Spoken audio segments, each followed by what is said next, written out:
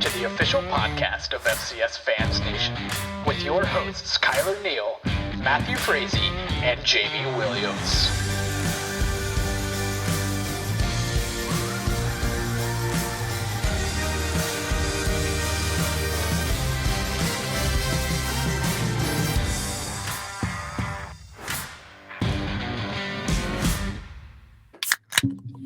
FCS Fans Nation. Whether you're in a car and you're putting the pedal to the metal with your foot, or you're on a Harley and you're tearing it back, it's always good to rev it up sometimes. And that intro is coming to you live because we are joined by Mr. Dustin Helton, the Rev, SFA, the newest member of the FCS Fans Nation podcast network. Mr. Helton joins Jamie Williams and myself, Matthew Frazee, on the FCS Fans Nation podcast. Dustin, how are you this evening, morning, afternoon, whenever our listeners are listening? How's it going, buddy? How's it going? Oh, man, I'm doing great. Thanks for having me on. Rough weekend this weekend as a SFA fan, seeing us lose another game in the fourth quarter, but, you know, what can you do? But, hey, it is what it is. This week, if there was ever a week to kind of feel bad about a loss or turnover or chaos, this was the week, my man. Before we kick a little bit more into things, into our normal podcast format of answering fans' questions, Dustin, you have just joined the FCS Fans Nation Network, which is our YouTube conglomerate, if you will, of FCS podcasts that are streaming on YouTube. Why don't you talk a little bit about your podcast, the name of it, where people can find it, and what was your thought mentality, man, when you started doing that thing?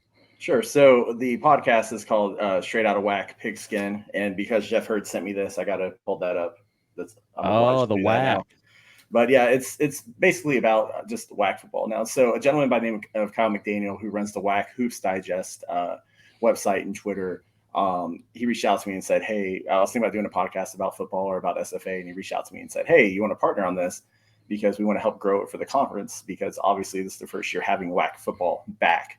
And so we did it. Unfortunately, he's missed the first two tapings because, you know, life gets in the way. But we're trying to do, 2 shows a week, one a recap and preview for the games the next week. And then we're trying to get a guest on from around the conference. So last week we had SFA Athletic Director Ryan Ivey on. This week, if things go well, we're going to have the commish, the WAC, Jeff Hurd on. Nice. So we're just trying to help grow the brand for the conference. I guess, taking 10 years off puts it kind of back in its infancy. And so that's what it is. This is about WAC football. Granted, WAC football is pretty much dominated by Sam Houston at the moment, but I think it'll turn out pretty good. I think you'll see the conference grow as we get over in the next few years, and you'll see better competition. And, who knows? It'll be fun. And plus, it's part of this awesome network. So it works out. Should be a lot of fun. That's awesome. And the NWA kind of shout out in terms of your logo and everything is really awesome. If you guys are watching on YouTube, you'll see the straight WAC football logo up in our corner here. I'll leave it up for a little while. I love that throwback to an outstanding musical group.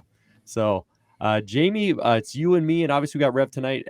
Great mention of real life getting in the way, Dustin, as Kyler won't be on with us this week. So we apologize, folks. Montana folks, I know you're happy to hear that. But we're going to kick it off, guys, right away with starting off with our top 7 topics of the week, as we always do. So without any further ado, let's kick it off with our Big 7. The top 7 FCS topics of the week. This is the Big 7.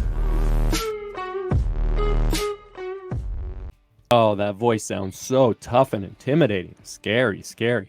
All right, guys, kicking it right off. Let's start with the chaos that occurred over the FCS this last week. And Mr. Brandon Anderson, a longtime listener, great fan, asking questions for us. He's going to kick it off very simple, asking what the heck happened in the top 5. But seriously, a secondary question of his, can a loss reinvigorate a team to make them better this year? Okay, so Jamie, of course, I want to start with you. But before we start kicking things into just discussing what happened in the top 5, the upsets, all the other craziness that just occurred, let's just go a little bit down the line in terms of actually what happened.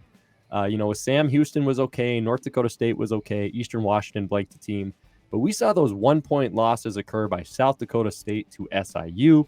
We saw James Madison get upset by a good Villanova team. Delaware fell out this week. A few others just kind of took care of business, like Montana State, ETSU. So that top 5 is looking for a little bit of shift, a little bit of change. What happened this week that caused so much chaos, Jamie? Just good matchups, tough teams, or a little bit of luck? What do you think, my man? Well, the first thing that happened is conference play. We're into conference play now. We're done with a lot of the blowout type of out-of-conference schedules, CAA teams scheduling NEC teams, lots of Patriot teams. Everybody's playing Dixie State. They hung in well with Montana this week for a half. Are you saying, Jamie, are you saying the preseason NFL love is over, of this guy's going to be a Pro Bowler and we're making the Super Bowl this year? Is that done without a conference? Yep, it's done. I mean, we're into conference play, and it's not easy from here on out. It doesn't matter who you're playing. Your conference knows you. Teams get up for other teams. Elon always gets up for James Madison, for example. So that's our next home game, and I don't expect that to be as easy as people think it should. But yeah, like playing in your conference, Southern Illinois, this is the third time they've seen South Dakota State in the last calendar year. You don't think they've learned stuff from that? Clearly they have. They have the firepower on offense and defense to hang with them. Villanova and James Madison, except for the spring, have played every year since 1993. Ferrante took over for Andy Talley. Good coaching tree there. Tony Trisciani, Elon's part of that tree as well. And Kurt Signetti to a certain degree as an offshoot. Trisciani under Signetti. But, and Villanova punched JMU in the mouth early in the game. And Duke kind of battled back, and then a couple missed field goals and a lot of mistakes, bad clock management. There's a loss there. UC Davis to go to Pocatello, Idaho, lose to Idaho State. Delaware, not as surprising to me, honestly. I actually picked Rhode Island in that game for a couple of reasons. One, I think Rhode Island is really solid. And secondly, without Nolan Henderson, Delaware is not great. And he didn't play, and Zach Gwynn was not that good. So wasn't surprised by their loss there. So, yeah, I think the overarching theme is it's conference play. Can a loss be reinvigorating? You better hope so. It can be. It can be. There's a lot of teams that'll take a loss. They'll reset, go get at it the next week, or it could go the other way where they're just something happens and they lose confidence and you lose 2 or 3 in a row. So we'll be looking to see how these 3 or 4 teams up in the top 10 that lost, how do they bounce back over the next couple weeks. So it'll be interesting to see. I really like your point on the jumping up right away. Or actually, you said Villanova, how they hit them right in the mouth right off the bat, because that was kind of like opposite of what SIU and SDSU were doing, where South Dakota State went up 20-0. I was in the Fargo Dome, and I look at my phone. I'm like, oh, okay, well, this is going to go like the regular season matchup in the spring, where SIU got their boots kicked off and their teeth kicked in. And there you go. SIU fought back. So it was kind of an opposite sided game there. The Rev, my man, I'm really curious on your viewpoint on this, because I do not mean to be insulting when I say this, honestly, but we get a lot of flack on this podcast, rightfully so, because our teams are like these top nature teams of the FCS. And sometimes our opinions can be skewed because of that. So yourself as an SFA fan, you guys are building something good. Next year is looking to be really promising for you. But you have watched from an outsider perspective of these top tier teams. So what did you think of all this top 5 chaos as you saw it unfold this last Saturday? I mean, let's be honest here. The SIU South Dakota State game wasn't a surprise to me. I figured that. I mean, you picked it, but that had a good chance to be an upset. And it was, because SIU is that good of a team. And I mean, like Jamie said, they've seen each other a lot in the past year. And SIU, it's probably been watching. It's probably had this game circle on their calendar because they've wanted to exact some revenge, and they got it. James Madison losing, Nova is a good team, right? That's those losses don't surprise me. And in a conference like the MVFC, or a conference like the Big Sky or the CAA, you're going to have ranked teams falling and moving because the quality of football in those conferences is that good. I mean, it's the big 3. It's the power 3, if you want to be more accurate, for a reason, because they're the dominating programs. And as a fan of someone outside of that, you want to aspire to play at that level.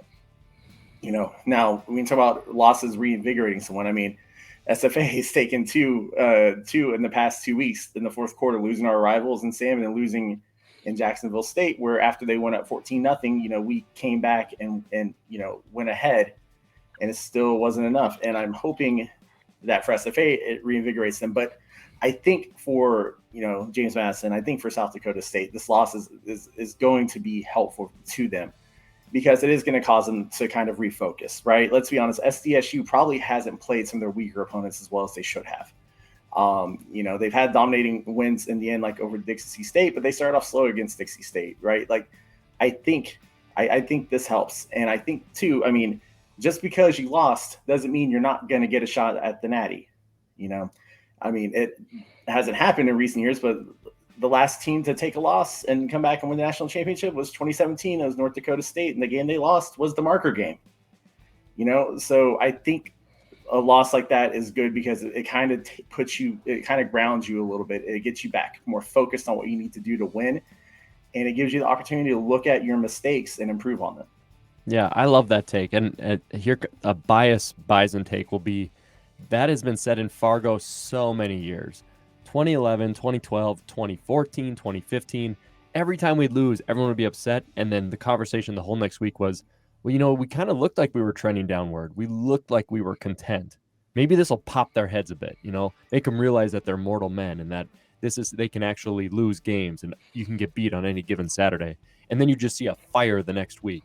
And Jamie's right on. How does a team respond? That's really what you got to see, because those NDSU teams, they'd respond the right way. They're like, okay, we're down. Now time to show them we're still the best. But I'm with you guys. I don't think this is going to derail James Madison or SDSU from a run. Not to mention that South Dakota State lost games last year. They lost up at UND. They almost got beat by Youngstown at home. It was like a last-second field goal to win that game.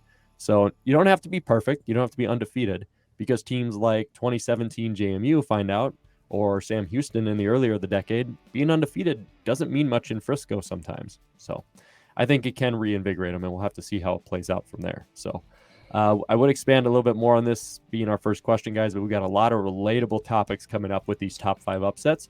So we'll just keep it rolling from here. So, all right, guys, love this next question from Mr. Amos Fawcett. Amos, I got to give you a little shout out, man. You gave us a few questions here. I think I got 2 out of the 3 in for you, but we're going to kick it off right with ETSU, guys. And Amos's ETSU question is, how high of a playoff seed can East Tennessee State get if they win out? They looked really good against the Citadel. So Amos and Seth Meyer as well had kind of a question around them. And I'm going to throw some research and data at you guys before we start discussing ETSU, because we had an awesome ETSU fan on Twitter. I hope he's listening now. He kind of said that our last argument with ETSU was too much based on past research of like what the conference has done or like what Wofford has done. And I think rightfully so. I think he had some points. So I dug in a little bit for you guys. Here we go. Let's look at the teams that are currently ranked in the stats top 25 above ETSU that still like won this week. That this coming week, like Delaware is going to be behind them. So let's look at teams ahead of them with possibilities. Now, chaos could happen. Things could change. Records could adjust. But really looking at the seeding ideology, South Dakota State's 4-1 right now with an FBS win. They've still got UNI, NDSU, USD. Who knows about UND? And a strength of schedule that's 46. Sam Houston's 5-0 and undefeated. A strength of schedule 62nd, according to Massey. And they still get to play Jacksonville State, who's currently ranked. NDSU's 5-0, two top 25 ranked teams. They still play South Dakota State. They play USD, 53rd strength of schedule. Don't worry, I'm going to keep going. James Madison's 4-1. They beat ranked New Hampshire, ranked Weber, a 1-point loss to what is about to be a top 10 team, and they still have Delaware, strength of schedule 65th. Eastern Washington 6-0. You don't got to say much, but boy, if they beat Montana State and UC Davis, strength of schedule 43rd, they're looking pretty good. Montana 4-1. They play Montana State at the end of the year. They have the 28th strength of schedule, if you can believe it, according to Massey. And then you've got teams like SIU, Montana State, Villanova, who only have FBS losses, like SIU close to Kansas State. They've got top 10 wins. All their strength of schedule is better than ETSU. ETSU right now 6-0. and their gauntlet is about to begin. So give them a little credit. They're going to have some chances to win and get some ranked wins. You know, they have the SEC win over Vanderbilt, but they're going to have some chances here to go up against Mercer, to go against VMI, Furman, Chattanooga. I personally don't think any of those teams are going to be ranked by the time they see them. I think it will be just Mercer. I think Mercer is going to be their do or die. So there you go. If you were to look at it as an ETSU fan and be like, how high could we get ranked? What are the odds that all those teams that I just mentioned aren't at least in the conversation? 2 or 3 may drop out, but you're going to have Sam Houston. You're going to have James Madison still in it, or Villanova with stronger strengths of schedules. You're going to have NDSU or SDSU beating each other to win the Dakota marker. But now I'm going to throw some historical context at you guys. Sorry to take up all the speaking time, but look at the Southern Conference, not in the spring season, and the past 5 years prior to that. So the question is, how high of a seed could they get? So really, if you look at it, all the way back to 2015, they had no seeds in the Southern. Chattanooga and the Citadel made the playoffs at 8-3. 2016, 10-1 Citadel with just an FBS loss got to the 6th seed. 2017, 9-2 Wofford with an FBS loss and a 3-point ranked loss in the FCS. They got a 7th seed. And then in 2018 and 2019, with teams at 8-3 or 8-4, no seeds for the Southern. So if I'm looking at historical data of the last half decade, discounting the spring, I'm going to say at best, with an FBS win, you can afford 1 FCS loss moving forward, ETSU, and that's going to get you that 6th to 7th to 8th range. But if you run the table, you might, with a lot of chaos, get up into the 4 seed like Kennesaw State did in 2018. So that's going to be my answer and my reasoning of, with that Southern strength of schedule, which hasn't changed much, you're looking at anywhere from 4th to 8th, not going to be top 3. And I would probably, if I was a bet man, when they run the table, say 5th or 6th. So, all right, I stole the entire show. I wanted to give that ETSU fan some good down-to-earth data. Rev, what am I wrong here? Am I right? What do you think? Both. Now, here's the thing. You look at it this year. Yes, they beat Vanderbilt. Great win, even though Vanderbilt's not the most powerful SEC team. It still went over an SEC team, right? But then they beat Delaware State. They beat Virginia Wise. They went to overtime with Stanford. You know, their strength of schedule is not the best, and part of it is just because of the conference that they're in. You know, they're going to have their gauntlet coming with, you know, playing Chatty and then playing Furman, and then they play VMI, and then, of course, they've got Mercer at the end. Now, could they run the table up until Mercer and potentially beat Mercer since they have Mercer at home? Absolutely, they could. But if we look at the whole year, even if they go undefeated, that strength of schedule is not helping them. And I think it would take a lot of chaos for them to get a 1 through 4, you know, anything above a 5 seed. I don't even know if they'd get a 5 seed. I think they'd be in that 6, 7, 8 range, which they would, absolutely deserve. So, you know, I think they've got the team to win the SoCon easily. It's just that they kind of control their own destiny at this point. Especially if they make it through the next 3 weeks, then it's really theirs. But I don't think with the current landscape that they would crack anything over a 5 seed. And I think, honestly, the 6 to 8 range is probably where they would land. It's going to be interesting, especially I don't anticipate Sam Houston losing. I anticipate NDSU or SDSU probably going or I guess NDSU would be undefeated. SDSU maybe 1 loss. It's going to be interesting. Jamie, what do you think, man? You on par with us here or no? I'm going to be I'm going to be the most pessimistic of the 3 of us here, because I don't think they're any higher than the 7 or 8, and they have to run the table to do it. Because think about all those stats that you just listed. I mean, if Sam Houston loses, they're probably going to drop out of a seed. I mean, let's be real. They don't have the strength of schedule to sustain, and they're only playing 10 games. The loser of the marker, if East TSU wants a better seed, they need to root hard for NDSU, because that gives South Dakota State 2 losses, kind of put them in range. They really need James Madison to lose again. Right. The loser of the Brawl, the Wild, probably out of the seeds. But that still puts them at 7 or 8. If they run the table, and they can. I mean, you've got their schedule up, and they have all of their difficult games coming up. even Western Carolina, who really, really isn't very good at all, they can score if Rogan Wells is there. But East Tennessee State has shown they can score with Samford, as you can see what they did there.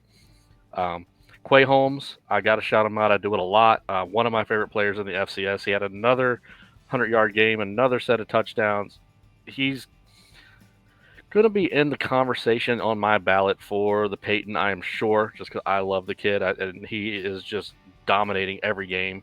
But yeah, as much as I like watching East Tennessee State, and I think they're a really good team, I think they're a 7 or an 8, and to have any success is going to be all matchup based in the playoff to see if they can advance from there into the quarters, in my opinion. All righty. So Jamie's thinking only 7 to 8. Dustin gives him a little more leeway, and I guess if you have enough chaos, but the odds of that chaos, hey, after this last week, maybe it does kick off. So, but you got to be proud of what ETSU has done. Of course, beating any SEC team to include Vanderbilt is pretty dope. So credit to them so far, and we'll see what the rest of their gauntlet looks like as we move forward. So, all right, guys, we are moving into a great question from Mr. Garth Rauschenberger and Dave Quayle. They want to know, was the SIU and SDSU game a huge upset, or did we all think the Jackrabbits were something they are not? Or was Jeremiah Rash's Salukis really that lucky? Hey, Jeremiah Rash with a shout out. We'll talk about him a little bit more in the quick hit questions, a big Salukis fan. Dave also had a follow-on question about the crowd momentum and how that adjusts as points are scored throughout a game between teams. I'm going to let you guys dissect into the SDSU SIU game. I just want to jump on that crowd momentum thing. I always blame the teams a little bit. I've always been a team kind of blame guy for momentum. Like, we can cheer really aggressively and loud for our defense to hold up, but if the offense goes 3 and out over and over and over, you can feel the deflation amongst the stands. Like, you got to give us something to reinvigorate us a little bit. So I do think crowd momentum helps a team, of course, but I think the team has to reciprocate a little bit and show us something. Otherwise, fans get demotivated. But moving into SIU, SDSU, Dustin, Mr. Rev, kick it right away. You kind of talked on it earlier. Is that much of an upset, or was SIU just ready to go? And have we undervalued them a little bit, man? I think they were ready to go. I don't think it's that much of an upset because I think SIU is a much better team than people are giving them credit for.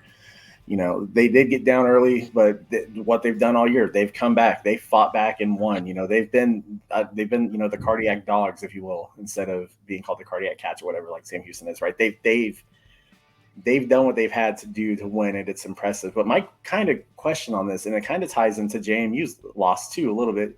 You think South Dakota State might be getting a little bit tired, and same with JMU. If you think about it, including the spring, the South Dakota State's played 15 games in a calendar year, and we're about halfway through this year. You got to think they're getting a little bit tired, and I wonder if that has played had any sort of impact. And I wonder too, with some of the chaos that we've seen, if the teams that we've seen who went further in the spring are going to start feeling the impact of playing so many games within a calendar year. No, I don't think this one was a shock. I think SIU is that good. I think SIU is actually putting themselves in an argument for if they went out for a 4 seed. Honestly, I think they could be in that argument. They avoid North Dakota State, which is going to help them out. I think they can make their way through the rest of the MVFC and easily attain a top 4 seed in the playoffs, because I think they are that good of a team. Yeah, they've kind of just been building. I mean, people really, really forget this. And this is where having an unbiased Bison fan is nice, because I'm telling you, in 2019, Trey Lance and NDSU, the final game of that 12-game schedule, went to Southern Illinois, and that game was close. If it wasn't for Trey Lance literally just running a giant touchdown run and the defense stepping up in the fourth quarter, that was like a 22-7 win or something. And Southern Illinois was a fringe playoff team that year. They were that team people were begging for. It should be the Fifth Valley team. They should be in. But they had a D2 win on their roster. They didn't really have they didn't beat any of the ranked teams. They didn't beat UNI. They didn't beat SDSU. They didn't beat Southern, or they didn't beat, I'm getting them mixed up. They didn't beat any of the good ones, right?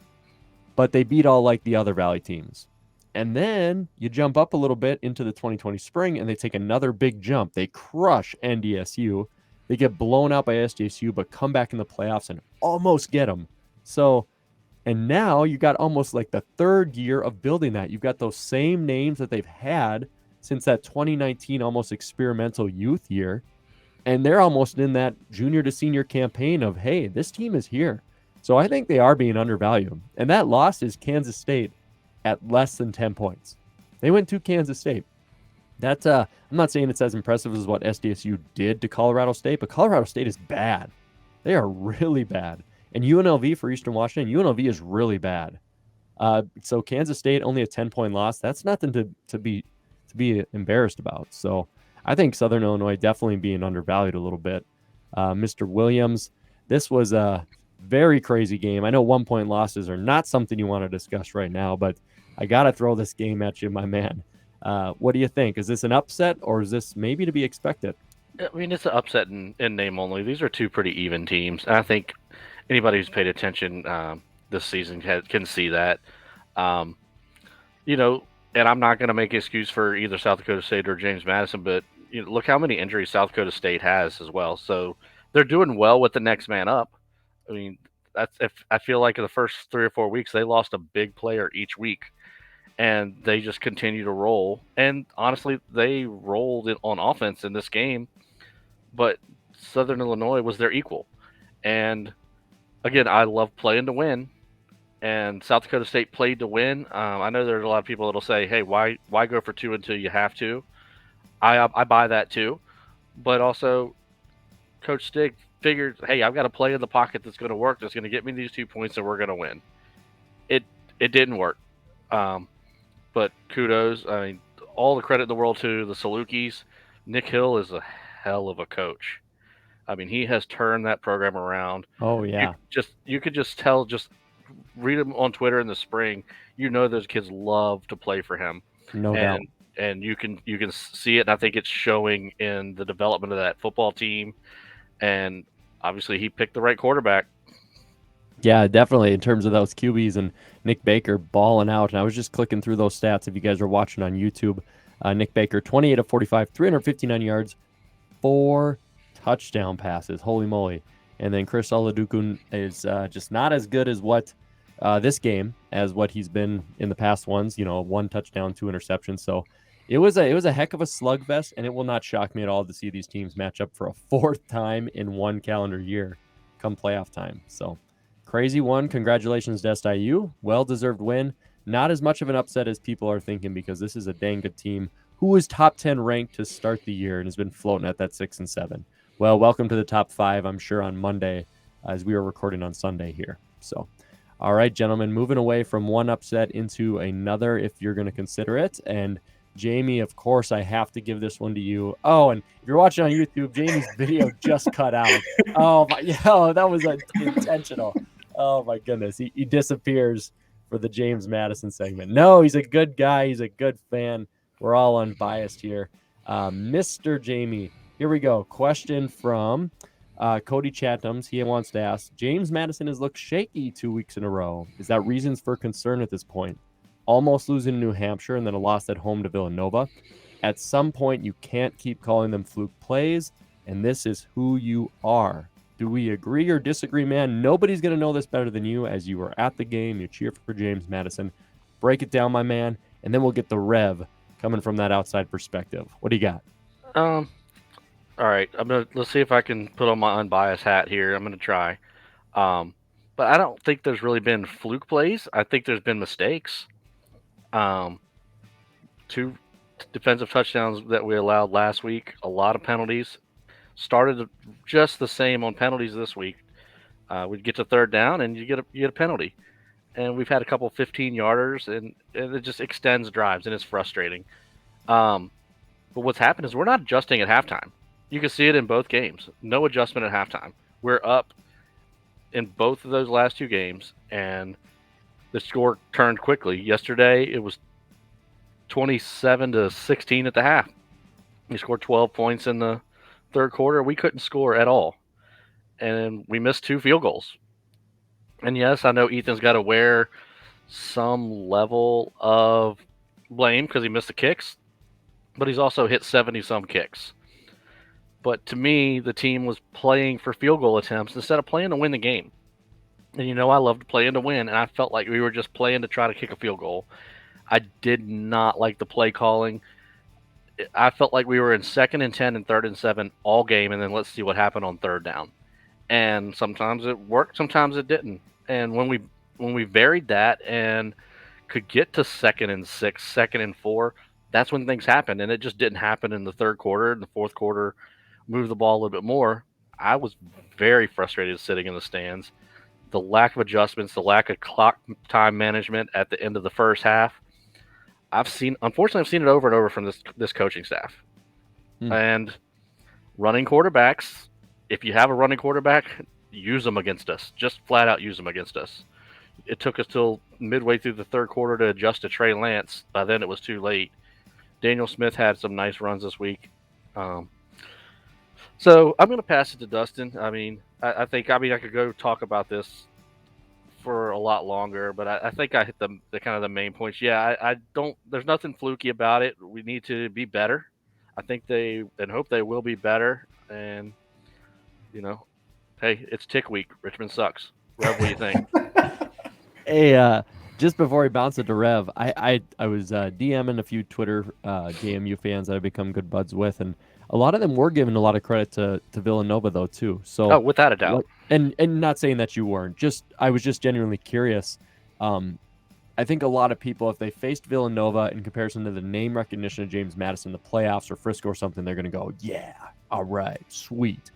But just a quick little blurb of Villanova and the talent that you saw on that side of the ball, my man. Oh, yeah. They've got talent everywhere. So on the defensive side, Forrest Ryan, their linebacker, easily all CAA. He was all over the field.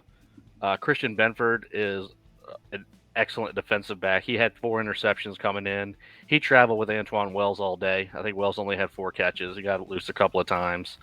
On offense, you can't say enough about Daniel Smith, but the running back, Justin Covington, he broke one early. We kind of bottled him up otherwise, but all it takes is to break one. And Rajon Pringle, the wide receiver, and I called this one early in the 3rd quarter. He kept running these little 6 to 8 yard square outs, and Smith would hit him perfect every time, and he'd turn it upfield. He'd either get the 6 or 8. He might get 11. And I looked at my wife and my friend who were at the games. I said, one of these times he's going to run that square out and he's going to hit a double move, and it's going to be bad. And late in the 3rd quarter, I was watching him because it was down near where I was sitting. He ran that square out. Our DB moved up, and he went down the sideline, and the ball went with him. And that was the game-winning points. And you could just see it coming, and it was great play design. They called a great game. Mark Ferrante is a great coach. So, yeah, I thank you for passing it back. I didn't want to take anything away from Villanova. JMU certainly had their chances to win, but Villanova made the plays. And ballsy call by Ferrante. Again, he played to win. 4th and 1 from his own 29, and he went for it. And I thought we had it stacked up, and Covington stretched the ball and got the play. Otherwise, it's about 2 minutes and 3 seconds left, and we get the ball already in field goal range. Ballsy call. It worked. Kind of reminded me of the marker game in 19. Mm-hmm. Adam Cofield. With Adam Cofield went 70-some yards there. They didn't go 70 yards, but that's a ballsy call to make at that point of the field. Yep. Good. Thanks for bringing that back down, my man. And because, of course, we're driven by our fans' questions here on the podcast, but it's always nice to sometimes reflect a little bit on the opposite because, of course, the questions a lot are about James Madison. We don't have a lot of Villanova fans, and we hope they join our page, of course. But just one more outsider's perspective before we move on to the next question there, Rev, of that game. Villanova, how are you feeling about that squad moving forward? Well, first of all, as a non-Big 3 fan, I've been waiting for this moment just to dump on James Madison. But I can't do it. I can't do it because, if you're looking at the past 2 weeks, they went up to New Hampshire, right? And New Hampshire is a tough place to play, and it's been historically for James Madison, right?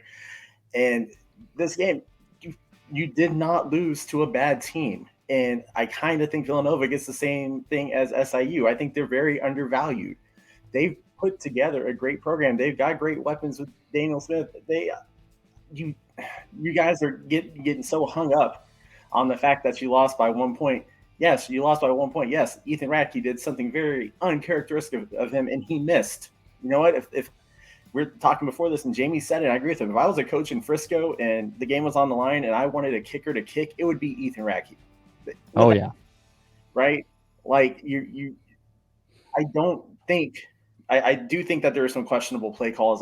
Jamie's already touched on all this. I don't want to repeat it, but I was surprised how many times it would be 2nd and 7 or 3rd and 7. You know what I mean? Like, it didn't seem like you were taking an opportunity to move the ball on 1st and 2nd down, especially in the second half. But I don't think it's something for JMU fans to worry about. You know, you've got Delaware upcoming, and I think honestly Delaware was not as good of a team as they were ranked as. You know, I think they had a little bit of the spring hangover when it came to their ranking, and they were inflated some. So I think you'd see JMU bounce back. I think you'd see them run through the rest of the conference. I think you guys are getting, as JMU fans, you're getting all up in your head over a loss to a good team, and I don't think it's something that you should do. And Villanova deserves absolutely more props than they're getting. They deserve to be ranked higher than they have been because they have put together a good program there. And I think given the right playoff matchups, they'll make a deep run. I don't think they would make it into Frisco, but I think they would shock some people with how far that they could make it because they're a very well-balanced, very well-coached program, and they have a lot of weapons on that team. Yeah, I would love to be corrected if I'm wrong in the Twitter and Facebook comments, but I believe Villanova as well went with that big shootout with CLA in 2019. So similar to SIU, some of those players, some of the coaching staff, you know, they've been building. You don't just pull NDSU and James Madison's and go to Frisco every year. You build towards something special. So cool. All right, guys, talking about building towards something special, let's talk about how confusing and upsetting or happy Jacksonville State and the AQ7 is. Sam Houston is easy, but Rev, this is yours, my man. Now it's time to rev it up because great questions here from Mr. Brandon Owens of Cocky Nation. Follow the Cocky Nation podcast on FCS Fans Nation Network. He just wants to know, how confusing is Jacksonville State after they won this week? And an extent, how confusing is the AQ7? So give us that AQ7 breakdown with Jacksonville State there, Rev. Hit us. I think outside of Sam, everyone in the AQ7 is just trying to find a way to lose, right? I think any team that's had promise is just managing to just shoot themselves in the foot. I mean, the thing with the Jacksonville State SFA game is that Jacksonville State went up 14-0 in the first quarter off of a fumble return for a touchdown, and then Trey Self threw a pick, and that got ran back into SFA territory, and then Jacksonville State scored again. And then after that, their offense did not move much. They kind of became stagnant. SFA didn't take enough chances with the opportunities they had in the first half to get back ahead. And second half was a different half. SFA went up, and then of course they get a field goal in the fourth quarter and managed to just melt down like they did against Sam Houston last week. But if we look at the conference, I mean, look at, as a whole, they're all the teams are Jekyll and Hyde. It's not just Jacksonville State right now. You look at UCA. UCA has got some of the best quarterback wide receiver combos with Braylon Smith and Winningham. I'm blanking on the other wide receiver's name, but and I apologize to Will for that. Thank you. Yeah. Like they have such a great offensive combo. They've got a great defense. They did what they had to do against Abilene Christian last week, being down at the half. But it's still, look at their game against Sam. They were down 31-7, managed to fight back. Wasn't enough. I think that there's still a triangle of who would get second place in the conference because Jacksonville State's going to find a way to shoot themselves in the foot. They're going to be the Dr. Jekyll and Mr. Hyde program. For sure, and they have UCA upcoming. They have Sam Houston upcoming. That's gonna be rough for them. My concern as a fan of the AQ7 is that right now, outside of Sam Houston, the team with the best overall record is Stephen F. Austin, and UCA is right there too. I don't think it's if the 2, 3, and 4 teams keep beating each other up, there's not going to be a second bid from the conference. The AQ7 in the 1 year that it exists is going to be a one bid league with Sam Houston going in.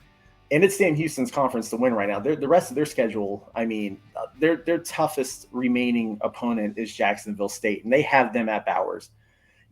They've got, I mean, other than that, they've got Lamar, they've got Abilene Christian. I mean, Abilene Christian is building a better program, but they're still hot garbage. Eastern Kentucky's kind of interesting to see, but I don't think Eastern Kentucky is there yet. I kind of think they're kind of with SFA kind of on the cusp of being something really amazing, but I just don't think it's this year, which kind of stinks because it would be the perfect year to have Eastern Kentucky get an at-large bid. But right now there's just the other teams they're all snatching defeat from the jaws of victory to not go to the playoffs. And as an AQ7 fan, it absolutely frustrates me to see.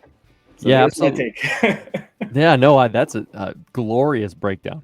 Jamie, Kyler, me, we don't know anything about the AQ7. We're fans of Big Three top teams. That's all we research. It's all we look into. So that's all we talk about. I didn't even know that was a conference. I didn't know that was a thing. So now, kidding, of course. But I can't really expand much on that. I'm going to share one thing on the screen here if you guys are watching on YouTube, of course, which you should be. But yeah, here you go. This is Jacksonville State, as I've referenced in the past. This is Katy Perry, "Hot and Cold" is the song. You're hot, then you're cold. You're yes, then you're no. You're in, then you're out. You're up, then you're down. You're wrong, then you're right. Yeah, that's Jacksonville State. And Preston Adams gave me a shout out on Twitter for that. But I don't get it. You win, you lose, you're up, you're down. Don't understand the Gamecocks at all. So, but that breakdown of the AQ7 is great, my man. Jamie, one final thought from you. Were you expecting a 1 or 2 bid conference out of that AQ7 come preseason to now? I had it as a best of 2 bid conference coming in, just because looking at the teams and looking at the schedules, you can kind of see the writing on the wall that it's at best a 2 bid conference. It's going to be a 1 bid conference. It's Sam and nobody else.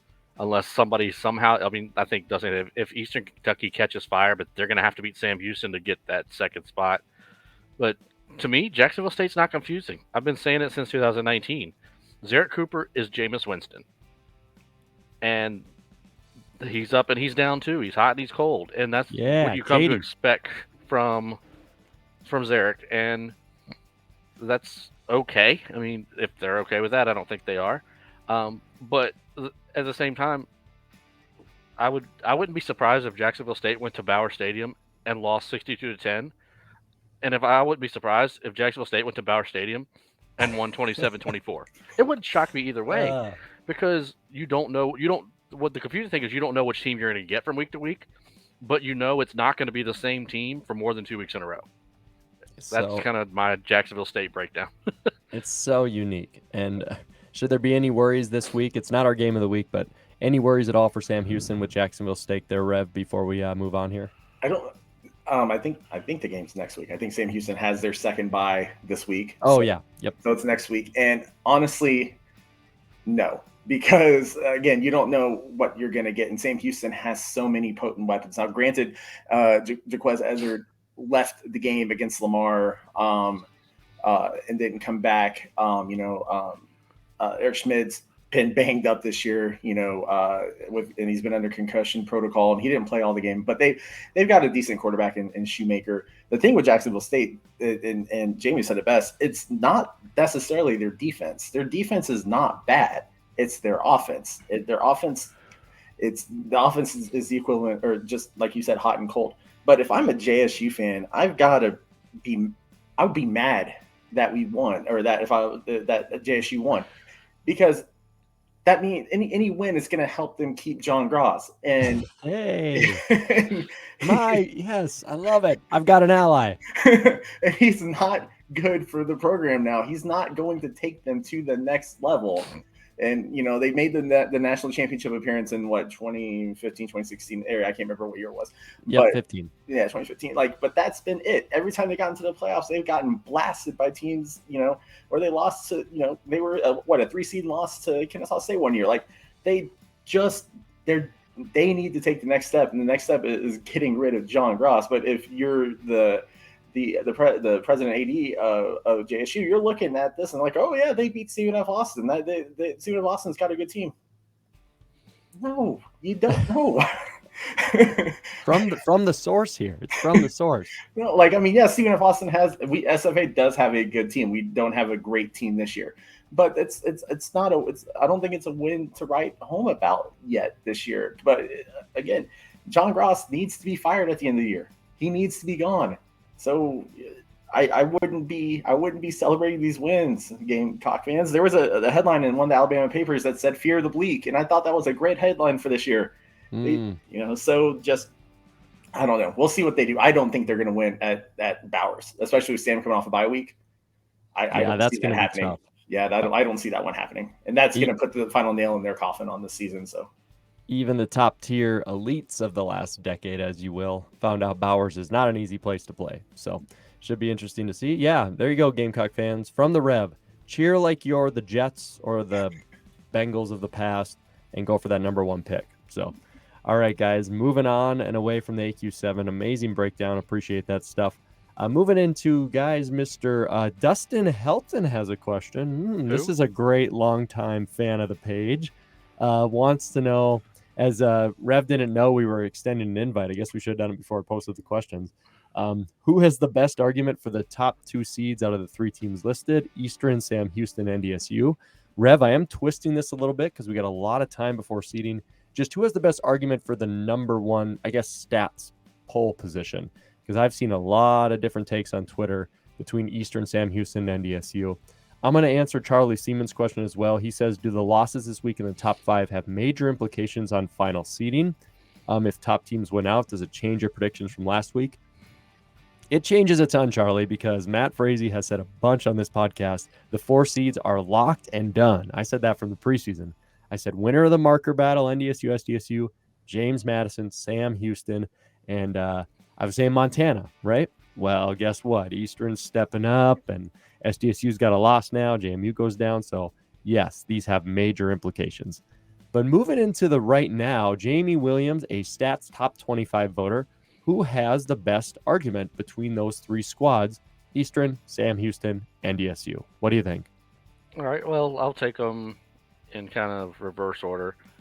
Sam Houston, their argument for the number 1 right now is because they won the last national championship.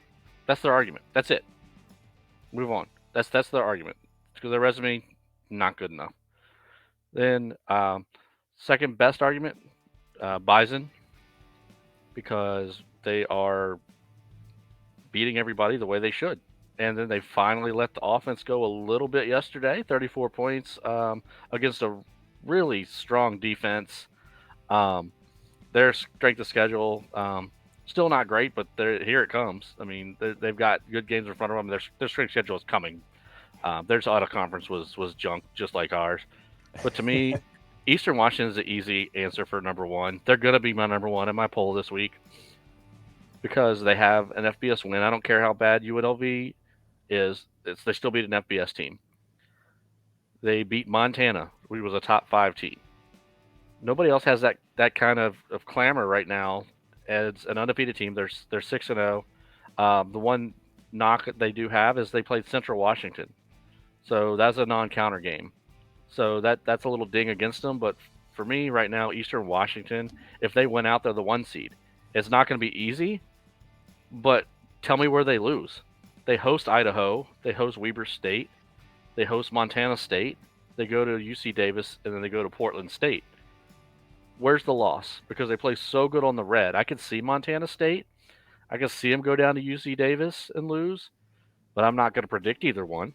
Yeah, it's tough to say UC Davis now that, I mean, you can't judge everything off one game, but I mean, losing to Idaho State, that's pretty bad. I mean, you're going to go top tier and go up against Eastern. That's going to be tough to beat. I think I'm on the outsider's edge to say Sam Houston here, still at number 1, because I'll use Sam Herder's argument, which is the same as mine. They haven't shown me anything to not believe from what I've seen from the spring, from all the returning starters coming back, that they couldn't be the same team that can win a national championship. And they haven't done anything negatively to where I'm going to drop them down, because I feel like their balance is there. The defense is still really good. and I think people undervalued it.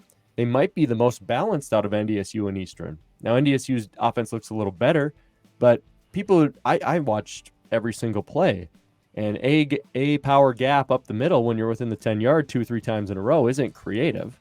So, I don't know. I think I feel more balanced, and of course it worked. Yep, but I think I feel more balanced with Sam Houston than I do the other two.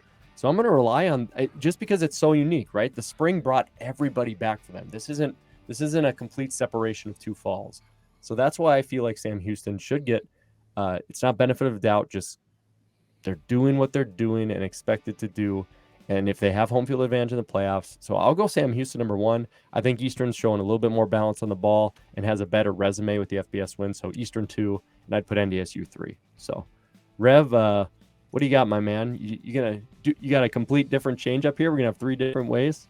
Probably not completely. Although if I say anything negative against Sam, I'm gonna get called a Sam hater. But putting the bias. Yeah. Whoa, Dustin. Don't say the badge. We like Sam Herder on this podcast. No, not Sam Herder. Not Sam Herder. I know. I'm messing with you. That was too easy. That was too easy. I know. Listen, I get enough trouble with my own mouth on Twitter. I don't need Sam Herder coming after me too. So I know he hates my team and he hates the Rev, so it's okay.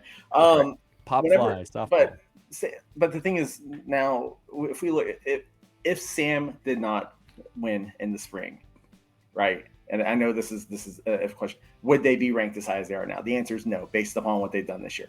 Look at who they played. They played Northern Arizona, right? Who, yes, they beat Arizona, but they also lost to Northern Colorado, who lost to Lamar. Okay, so they're not a world beater. They beat Southeast Missouri, which is great. That's what you expect them to do. They're doing what you expect them to do. They're winning the games on their schedule. Yes, when they played Stephen F. Austin, they played without their kicker due to COVID protocols. They played without their starting quarterback due to concussion protocols. And they had to come back and win. And but I don't think that they would get. I can't put them at number 1. I think Eastern Washington's the best team in the FCS right now, and I think they've proven that they are. Now, the thing with it is that offense will win you games. Obviously, and Eric Berrier is his own offense without anybody else. Kyler keeps showing the stats every week where he ranks by himself as a offensive weapon. But what happens if he goes down? What happens if he has a bad game? Does Eastern Washington have the defense to beat a team like North Dakota State or even Sam? I don't know, but I would. But given what they've done this year, I would still put Eastern Washington number 1. In my poll that I do for a certain site, I have Sam Houston 2. I have NDSU 3. I think Sam Houston has the best front 7 in the FCS. I just, my concern with them is how banged up they're getting on the offensive side of the ball. And as they go through the year, if Schmid keeps getting rocked like he has been, that's not going to help. That's not going to help them go into playoffs. If they lose Jaquez Ezard, yes, they have a day and they have like Ramon Jefferson on the backfield, but they're starting to. You're starting to see some of the injuries pile up. So if Sam Houston manages to get healthy and stay healthy through the playoffs, there's no reason why they wouldn't be a 2 seed and make it to Frisco. So I would go 1 Eastern Washington, 2 Sam, 3 North Dakota State, and then if we were actually doing seeds, I would put SIU right now at 4. Interesting. Today. And the reason, and you know what? And somebody said to me why it's too early to do seeding, and no, it's not, because we do polls after week 1. And if we're doing a poll at week 1, we can start looking at playoff seeding now, just for fun.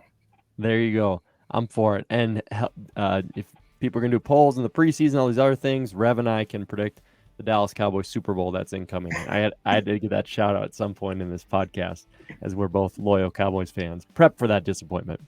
All right, guys, great question. Let's get into our final one here of the Big 7. This is great. Amos Fawcett, 2 of his 3. We're going to bring him in one more time here to finish it. He says, Princeton, Harvard, and Dartmouth are undefeated, but none are ranked. Can we admit the Ivy League bias is real? For you folks listening, the Ivy League does not participate in the playoffs. They've always claimed due to education and finals, as they are very wise people at those collegiate level. So, Jamie, this is mostly for you, my man. You are a Stats Top 25 voter. But is there some bias against the Ivy League for ranking them in the top 25? Absolutely. Yeah. Whoa, he's going I deep. did as hard as I can to not put an Ivy League team in my top 25 if I can help it. Sure, Is do I that think strictly Harvard because and of Princeton? is that the playoff thing?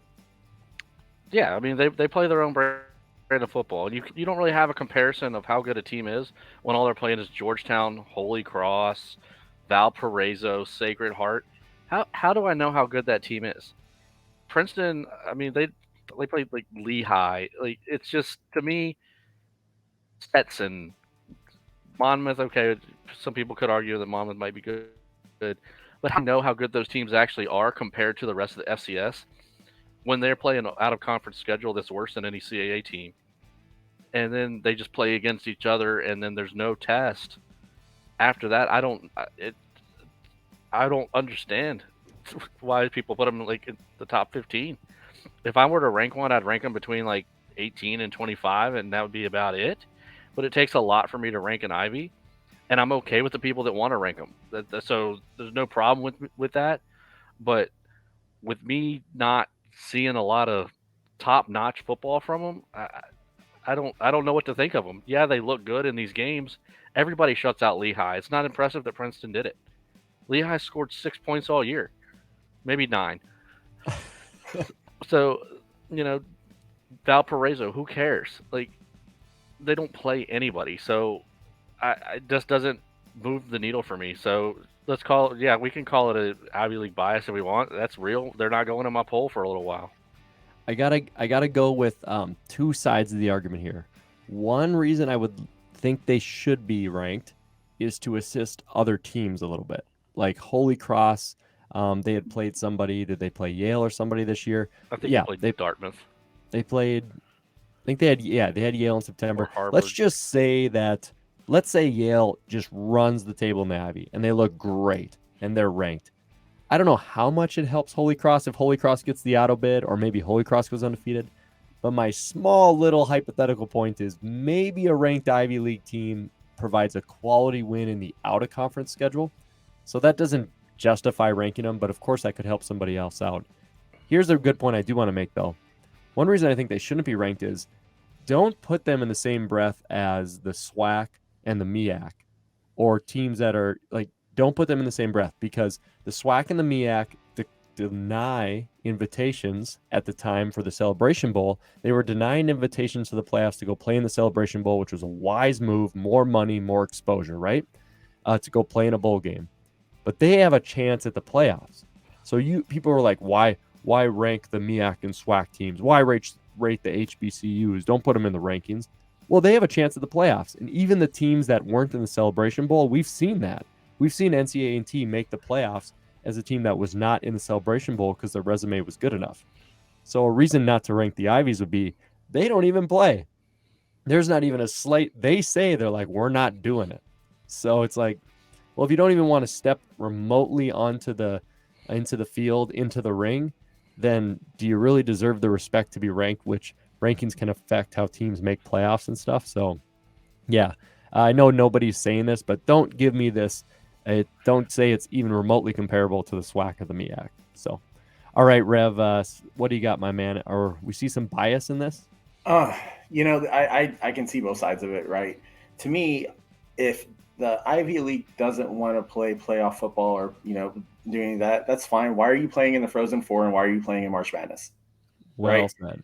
See, you're taking everything else. What it is, they use athletics and they use academics as an excuse. I think their thing is that football just got too big, and I think they have some sort of philosophical bias against football being as big as it is, because it doesn't make a lick of sense to not take part in an FCS championship or playoffs whenever you're doing March Madness and Frozen Four. Yes, March Madness does generate a lot of money for the Ivy League, which already have plenty of it. But again, that argument doesn't add up to me. Now, I mean, the other side though, they are playing. Granted, I don't think they're playing as long as scheduling by us, but they're playing some out of conference. So I could see, Matt, your point about, hey, if it would help, Holy Cross, or if it would help Lehigh if Lehigh wasn't awful this year, But I personally have Princeton in at 23. I think they could win against teams in that area, but again, if I look at the other teams in the top 25 and outside the top 25, I think that if they were to play, if SFA were to play Harvard, I think SFA would probably boat race them, right? I just don't see them competing, but we will never know because they won't play anybody outside of a short bus ride they can take on a Friday night. So Tim doesn't miss his chemistry exam, and that's fine. That's what you want to do, but you can't be upset if you're not being included whenever you're excluding yourself. 100%. And no hate on Tim. I can never pass that chemistry exam, but you got to be willing to be part of the group, if you will, if you want to be recognized, basically. So a little bit of bias, but hey, sometimes that's okay. It depends on the scenario, of course. All right, gentlemen, the Big 7 is over, our top 7 topics of the week, but we got a lot of quick hit questions. Excited to knock them out, so let's do it. Just because your question is answered quickly doesn't mean we don't care. These are the quick hit questions of the week. Quick hit question, guys. Who is the most impressive upset so far out of these 3 options? Jamie, I'll toss it to you. Eastern over Montana last week, SIU over Sdsu, or Nova over James Madison? Mr. Brad Jams wants to know, what is the most impressive upset there, since they don't feel like upsets? Yeah, it's tough, but I'm going to go with Eastern just because there was so much hype around the game. It was on ESPN2.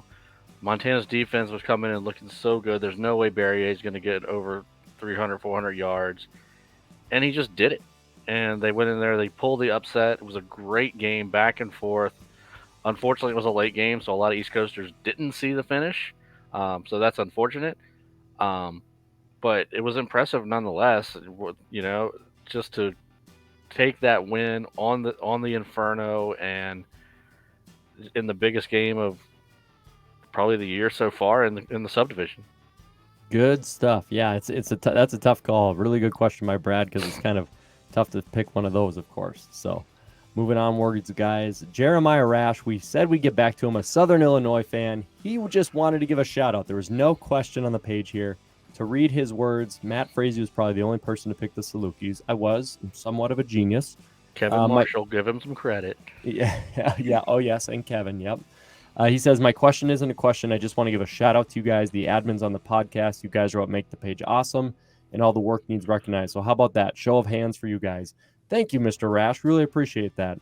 We don't do as much work as people realize because it's a lot of fun, and you don't work a day in your life if you're having a good time. So we just love that we've brought a really good community together. So thank you, sir. Thanks for all the questions every single week. Mr. Rev, I'm throwing this one to you. This is a question from Karen Erhard and Scott McQuay. They want to know, what is targeting? Can you explain targeting? And I have an example for you here. Yeah. If you can explain what that is, I'm just curious. Yeah, targeting is a call that the refs never get correct because whenever there's a blatant targeting like there is right here, where he is hitting him helmet to helmet and he's launching himself at him, that's targeting. That should be called. That wasn't called in this game. So, targeting, basically, it's where you're going helmet to helmet on a tackle, where you do different ways. Like if you're launching yourself up at him, things like that. And it's the most missed call in college football, honestly. It's never called the same way in any game. You've seen targeting calls that weren't targeting calls, and you've seen targeting that wasn't called. So that's your answer. It's helmet to helmet. It's leading at the helmet, but it's also ones that refs never get right. And the most frustrating thing about it is every single one is reviewed, whether it's called initially or called down from the booth. Everything gets reviewed, and they still get them wrong. And that one by that Northern Iowa player is inexplicable. We had 2 in our game yesterday, 1 on each side that got called and upheld. So, yeah, good luck on that. Watch the next game and see what it is or isn't then, too. Yeah, Karen and Scott, of course, I believe both Bison fans, so Bison Nation was pretty upset about that whole no call, especially after review. Rightfully so. Yeah. All right, here we go, guys. Did Xavier Shepard's passing of 18 of 23, 250 yards, 2 touchdowns, no picks, change your mind about Kennesaw's passing game? He specifically called out Kyler Neal. Mr. Jacob Martinez, a great Owls fan, wants to know. Jacob, Kyler's not with us tonight, so I'm going to answer for him. But This isn't from Kyler. This is from me. Doesn't change my opinion much because that game, of course, was against Hampton. But the stats for the year right now for Mr. Xavier Shepard, he is currently at 399 passing yards, 3 touchdowns, 2 interceptions, longest pass 39 yards, 27 of 45 according to ESPN stats. Now, does that change the game for Kennesaw to get to semifinals in Frisco? Your guys' best year with arguably your best passer and just the headstrong quarterback you had, Mr. Chandler Burks in 2018. You guys were a high-seeded quarterfinal team, hosted South Dakota State, and of course Burks went out in that game. But still, in terms of elevating to a championship, he passed at 57% for just over 1,000 yards, 10 touchdowns, and 6 interceptions. So I think they're just kind of right on the trajectory of what Kennesaw still always does. You might have a game where you get those 2 touchdowns, 250 yards. But just on this podcast, and I think around FCS Fans Nation, we're just not sold on the triple option as a championship offense unless you have a Georgia Southern, Jared McKinnick freak type of offense. And even them fell a little bit short to NDSU. So, or Army 1945. Yeah, it's been a while for the triple option. It works really well for Kennesaw. They're a heck of a program, but just don't see it being something that's going to elevate you guys up at this point. So, all right, Mr. Williams, how many undefeated teams will make it to the playoffs? Rolsh Cooper wants to know. For some context, 6-0 Eastern Washington and ETSU, 5-0 North Dakota State, Rhode Island, and Sam Houston, and 4-0 Dartmouth, Harvard, and Princeton. I'll let you say it, but I pretty much know where you're going to go with this. What do you think? 1 or 2. One or two, yeah. 1 or 2 undefeated teams make the playoffs. Because those last 3 that you mentioned, it doesn't matter what they do. They're going to just go back to class the Monday before Thanksgiving and go read their books. I don't see Sam. I'd say Sam is almost a lock. And then from there, we'll see who can run the table between North Dakota State and Eastern Washington. Because I don't think Rhode Island will, and I don't think ETSU will. Gotcha. Oh, so you took it. Okay, maybe I took it wrong then. How many teams would be undefeated when it comes to playoff time is how you kind of answered it. If he's asking how many would make the playoffs, I think we'd all agree that all 5 of those are on the trajectory to make the playoffs, right? Even if they lose, right? Rhode Island, North Dakota State, ETSU, Eastern, Sam Houston. Even if they lose one, they're going to get in the field.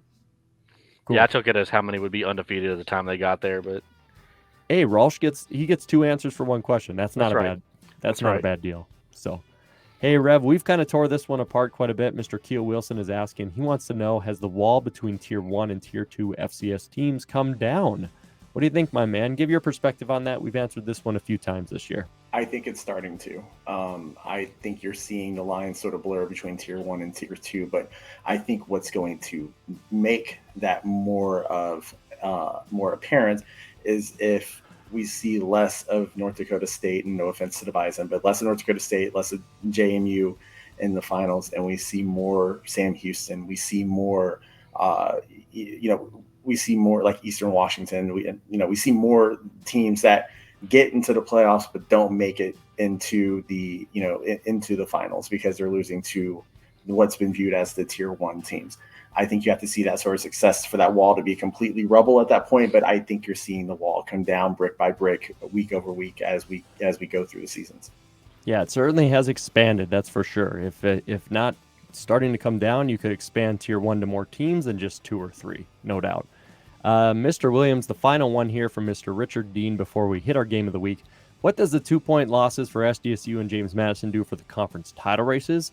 More importantly, outside of that, because you could really dig into that one, because we're in a quick hit question. Should they drop in the polls below Southern Illinois and Nova? I saw some debate on that. Should those teams drop down below them? Yeah. Because you got to consider the head-to-head that just happened. So I'll have Southern Illinois and Villanova ahead of South Dakota State and JMU. What did losses do to the conference races? Opens them wide up. Theoretically, in a few weeks, we have what could be a de facto title game when Rhode Island goes to Villanova. Now, Villanova will still have to play Delaware, but if Rhode Island wins that game, they shouldn't lose to anybody else in their schedule. So that's a de facto title game with JMU already having a loss. So that's what it does. It opens up the title game contest for each of those because it brings Southern Illinois into the title battle other than just the marker being the title game. So there we go. There you go. The CAA is back. That conference race is going to be a lot of fun, as is the Valley, Big Sky, all over the place. It's all going to be fun. So those are just the three conferences I randomly thought of. All right, boys, let's move on into what everybody loves to hear, the prediction times of the game of the week. This is the matchup you should be paying attention to. This is the FCS Fans Nation Game of the Week. All right, guys, game of the week. Here we go. Number 10, Montana State, who's 5-1, will travel to number 19, Weber State, who's 2-3. Those rankings, of course, are current in the stats poll as of October 10th, 2021, Sunday when we're recording this. All right, gentlemen. So this is a big-time matchup because you have Montana State, whose strength of schedule has come into question. Maybe this is their first real challenge of the year. And Weber State, who is maybe a little bit on life support, as they didn't play well against Weber in other situations. So I will start off here really simple. We'll save the Rev for last. The best for last is our guest host. And I'll start here. And I think that Weber State's going to win this game. I think Weber at home against an opponent they've seen before. They may be experiencing some injuries and other things, but I think it's life support and just that need for that win to save a season. And they're a tough team to beat at home. So I'm going to take the Wildcats, and I'm going to take them in a dogfight. And I'm going to say 27-21, Weber State beats Montana State. All right, Mr. Williams, what do you got? Well, I thought I was going to be on an island here in this pick. Ooh. Really, honestly, completely agree with your analysis there. I think Weber State's at home. They lost 2 in a row there. I don't see them losing a third straight. They're still a good football team. Coming off a bye, should be a little healthy. Montana State, their first big game of the year. Wouldn't be surprised if they won, but I see a really tight game here. I'm going to go 17-14 Weber State. Ooh, nice low scoring. All right, Rev, are we going 3 for 3 for the Wildcats, or are we switching it up? What do you got, my man? If Weber State hadn't been on a bye, then I would have Montana State winning big. But I think the rest is going to help them, especially given their current situation. Because, this is a save the season sort of game, and I think they'll be up.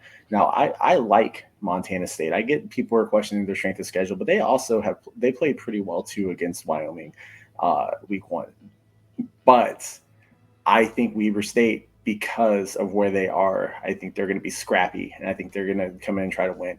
And I think it's going to be close, I would say a 27-24 type game. It's going to be a dogfight. It's going to be fun to watch. I actually look forward to watching this one, but we're going 3 for 3. I think Weber gets the W and shows why they should still be ranked in the top 25. Dang, we all tried to go edgy, and then we just all ended up on the same island. But that's okay. I would love to be on an island with you folks. It'd be a good time. We'd hang out. So we'd survive. Frisco Island. Frisco Island. I love it. Of course, we will be down there, the admin crew. Rev, hope to see you there as well. I'm sitting behind you. Yes, you are. Section 115. If you guys are still looking for tickets and Section 115 has spots, that's where the party's going to be. So you're going to want to hang out. Even if it thunders and lightnings. Yeah. Hey, we're in a lightning watch. Yep. That was great.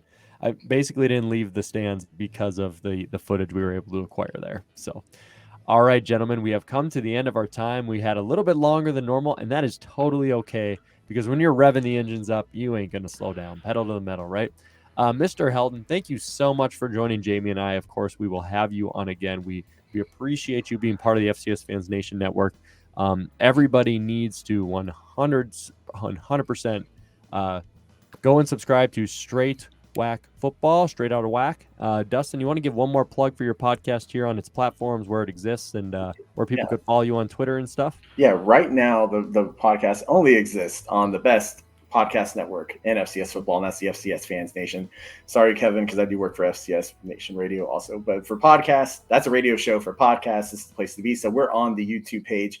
So if you already like and subscribe, which if you haven't done it, why haven't you? Hit it down below. You can find us there in your notifications. You can find me on Twitter as the Rev SFA. And I did have another one that was supposed to be just for FCS, but honestly, I got tired of maintaining 2. So you can just follow me on the Rev SFA for SFA content, or just me, making fun of people in general, But I appreciate you guys having me on. This is awesome. Hope to come back. So yeah, thanks a lot. Thanks for the plug for the show too. Absolutely, man. We just we love having good people on, good content, and good friends of the show. That's basically how we plan to run this thing. And that's not insult to anybody we haven't invited. We love you all. So, all right, guys. Thank you so much for joining me. And once again, to everybody else, follow us at FCS Fans Nation on Facebook, Twitter, Instagram, and YouTube. If you want to ask questions weekly, if you want to be part of our Pick'em challenges, upcoming quicker than you can believe. It's only like 79 days till Christmas. FCS Playoff Challenge, of course, will be kicking off. And we just are about to announce our winner for our YouTube subscriber contest as well for winning a hat and t-shirt. Lots more of those things coming down the line. For now, gentlemen, we have to see what next week's brings. Maybe more chaos. Maybe it'll be a little bit more calmer in the waters. Regardless, we're getting revved up for another week of FCS football. So can't wait. Rev, Jamie, catch you on the next one. Ladies and gentlemen, thank you for listening. Boom. Thank you for listening to the FCS Fans Nation podcast. Make sure to like and subscribe to this podcast on your preferred listening platform, whether it's Apple, Spotify, Google, or even YouTube. And make sure to follow our FCS Fans Nation social media pages on Facebook, Twitter, and Instagram. Thank you for listening to the premier podcast for FCS football. Boom. Was that D2? Because I know the FCS started in like 2011. That's Oh, yeah. It must have been a D2. That's when the league was created, wasn't it? Oh, we already know what's going in the back of the podcast tonight. Yep. Toss it at the end.